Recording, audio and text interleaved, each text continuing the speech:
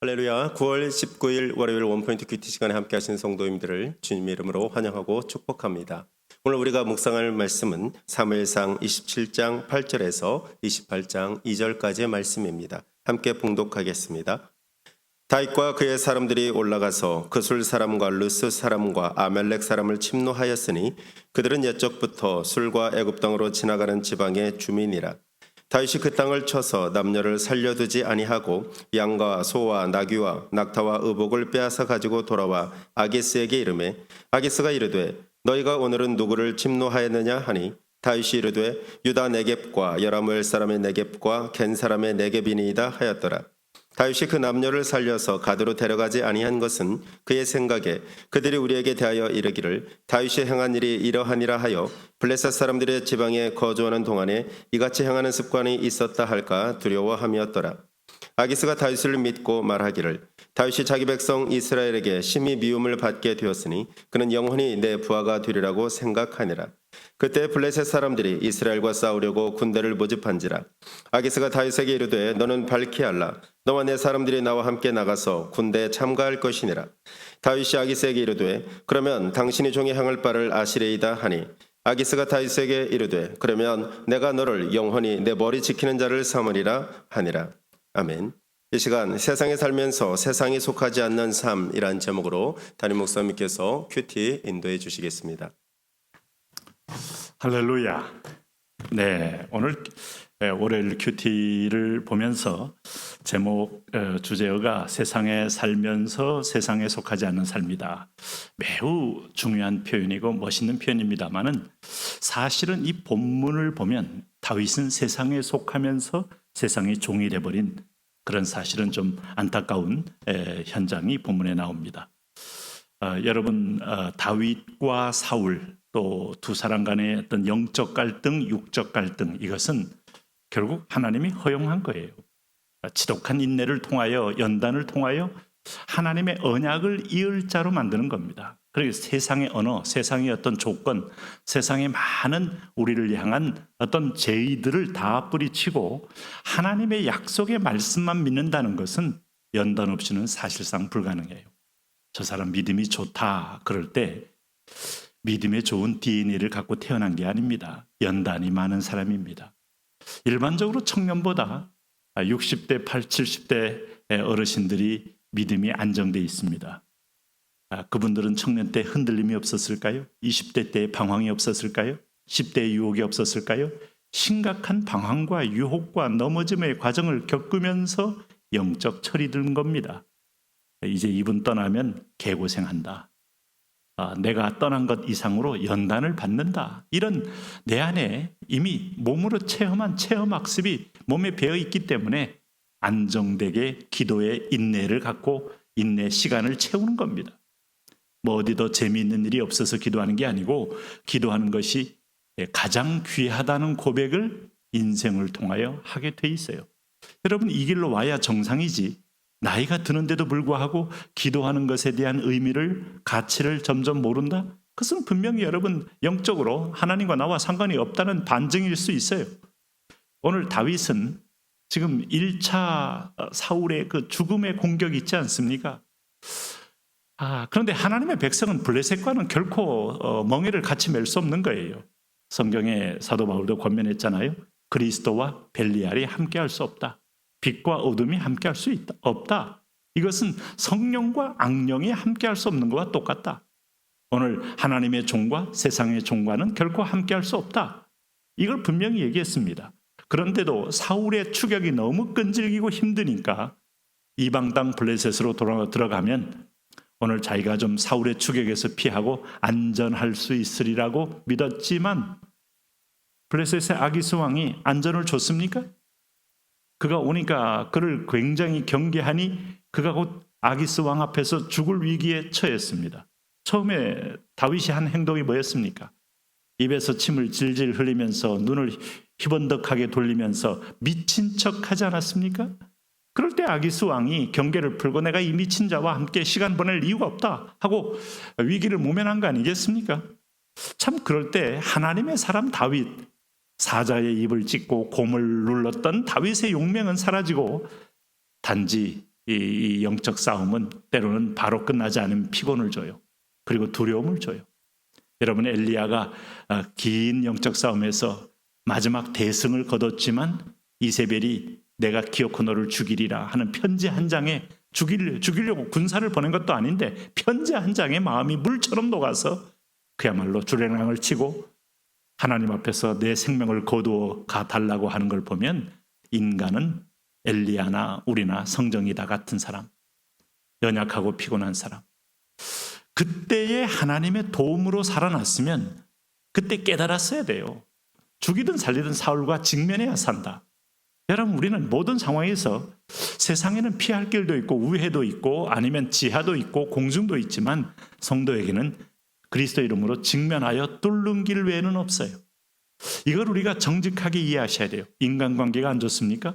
우회해가지고 다른 사람 보내서 아무리 말을 하는 것보다 내가 직면하여 그분 앞에 잘못한 거 있으면 용서를 구하고 아니면 대화가 안 됐으면 양해를 구하고 이해를 구하고 시시비비를 분명히 하여 소통하는 것이 빠른 거지. 그거 여러분 다른 사람 통해서 아무리 우회한답시고 해봤자 더 큰 오해를 낳을 수도 있어요. 인생 문제에 있어서 내가 치를 시험을 대리시험 치를 수 없어요. 내가 가야 될 이 인생의 다리를 남이 대신 걸어가게 할 수 없더라 이 말입니다. 그러므로 용기를 내십시오. 오늘 실패와 마주할 수 있는 용기, 패배와 마주할 수 있는 용기, 오늘 죽음의 유혹과 마주할 수 있는 용기. 그런데 당신에게 실패한다고 말하지 않아요. 당신에게 두려움으로 그 열매를 얻는다고 말하지 않아요. 당신이 죽는다고 말하지 않아요. 하나님 이거 뚫으면 기어코 승리를 얻게 되는데 오늘 다윗이 두 번째로 오늘 아기스 블레셋 땅으로 도망간 거 아닙니까? 이번에는 600명이나 되는 사람들이 자기의 편이 됐는데도 뭘 두려워해서 그렇게 갔는지 참 아이러니해요.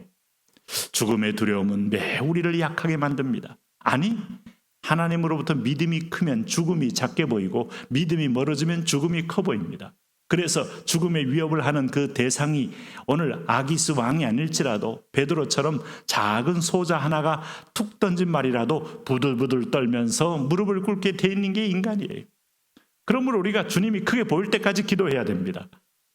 자, 다시 누가 저한테 질문한다면 도대체 우리가 하루에 몇 시간 기도하는 게 정답입니까? 라고 묻는다면 세상이 우리의 발 아래 있을 때 보일 때까지 기도해야 합니다.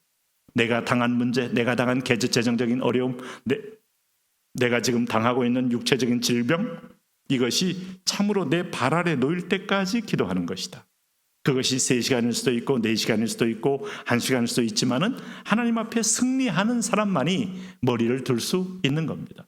오늘 여기 안 그러니까 두 번째 또 가서 이번에는 완전히 아기스가 600명을 데리고 오니까 얼마나 이게 일거양득이다 이게. 내가 참 피 안 흘리고 엄청난 후원군을 얻었도다. 다 우리에게 실리적인 이권 때문에 받아들이는 겁니다. 국제관계는 그런 겁니다. 국익은 그런 겁니다. 오늘 다윗 좋아할 리 없어요. 그런데 다윗과 이 8절에 보면 그의 사람들이 올라가서 구슬 사람과 기르스 사람과 아말렉 사람을 침노하였으니, 자, 그러면서 이제 다윗 왕에게 변방을 하나 줬잖아요.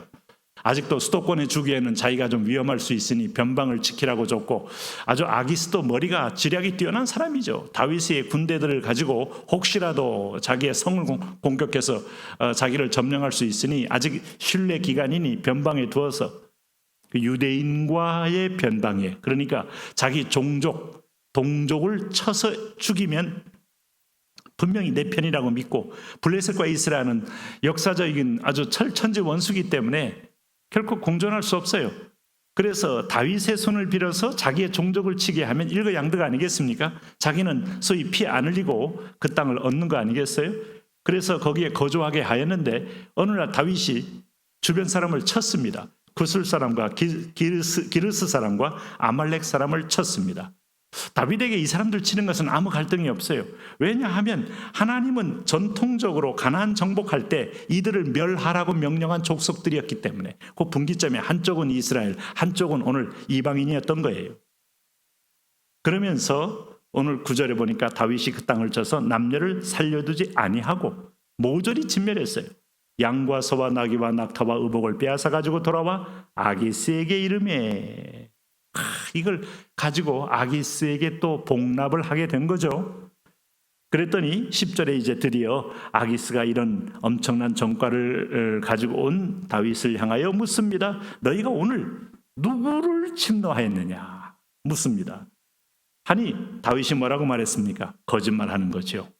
유다 네겝과 여라무엘 사람 네겝과 겐 사람의 네겝이니이다. 네겝 지방을 쳐서 오늘 이 세 종족을 세 가문을 쳤나이다 하니까, 그리고 나서 11절에 다윗이 그 남녀를 살려서 가드로 데려가지 아니한 것은, 이 말이 뭐겠어요? 오늘 블레 사람들을 모조리 진멸한 것은 혹시라도 그 중에 살았던 사람들이 바른 말해가지고 자기의 거짓말이 드러날까 봐 좀 머리에 머리를 쓴 겁니다. 그렇게 해서 오늘 이 아기스를 믿게 하기 위함이었는데 12절 보니까 아기스가 이런 반응 보여요. 아기스가 다윗을 믿고 말하기를 다윗이 자기 백성 이스라엘에게 심히 미움을 받게 되었으니 그는 영원히 내 부하가 되리라 하고 확 믿어버린 거죠. 자, 일말의 의심을 갖고 있던 모든 의심이 이번 전쟁을 통하여 자기 종족을 쳤으니 종족이 이를 갈면서 다윗을 증오하지 않겠습니까? 그러니 다윗은 어차피 이제 내 편밖에 될 수 없다라고 정치적으로 정략적으로 딱 계산이 맞아떨어진 겁니다. 과연 우리가 여러분 위기가 오고 두려움이 올 때 이렇게 해서 우리가 안전을 추구한다고 한들 안전할까요? 하나님 외에는 안전이 없어요. 하나님 아니면 우린 길이 없어요. 세상의 임금이 사단인데 사단 밑에 들어가서 안전이 있다고 믿습니까? 이게야말로 가장 어리석은 거죠. 내가 하나님을 떠난 믿음의 실증인 것뿐이죠. 오늘 28절 보니까 그때 블레 사람들이 이스라엘과 싸우려고 군대를 모집한지라. 자, 이제 이스라엘과의 대전인데 이때 아기스는 아주 최고의 기회를 갖는 겁니다. 다윗에게 네가 나가 싸워라 하는데 이것만큼은 다윗이 할 수 없어요. 예전에 여러분 간첩 이수근이라는 분 혹시 아십니까? 뭐 옛날 분 얘기했으면 합니다만, 그가 엄청나게 막 휴전선을 넘고 총을 뒤에서 난사를 당하는 위기를 뚫고 왔지만은 김일성이를 한번 이렇게 욕을 하고 김일성이 비판하라는 말에 그가 쉽게 동의하지 못했다고 해서 의심이 돼요. 이중 간첩이다 하고 그가 몰려서 죽임을 당했는데, 오늘 내 백성을 쳐라 하는 것으로 최종적인 확증을 얻으려고 하는데, 이것만 하면 너는 영원히 내 머리를 지키는 자로 최고의 내 밑에 있는 수족으로 삼겠다는 겁니다. 여러분 기억하세요. 우리는 결코 사단의 밑에 들어가서 안전할 수 없어요. 우리의 시민권은 하늘에 있습니다. 이것 때문에 다윗의 정체가 드러나고 더 큰 위험과 죽음의 환란이 올 수밖에 없는 겁니다. 하나님, 날마다 하나님 안에서 승리하게 하옵소서. 예수님 이름으로 기도합니다.